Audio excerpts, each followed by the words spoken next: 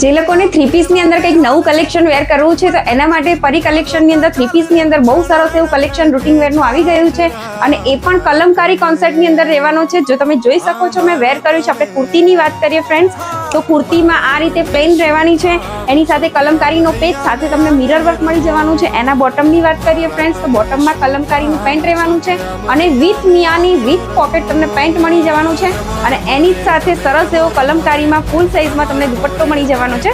હવે આપણે આમાં કલર ઓપ્શન જોઈ લઈએ. ફર્સ્ટ જે મેં વેર કર્યો છે બ્લેક કલર રહેવાનો છે ફ્રેન્ડ્સ.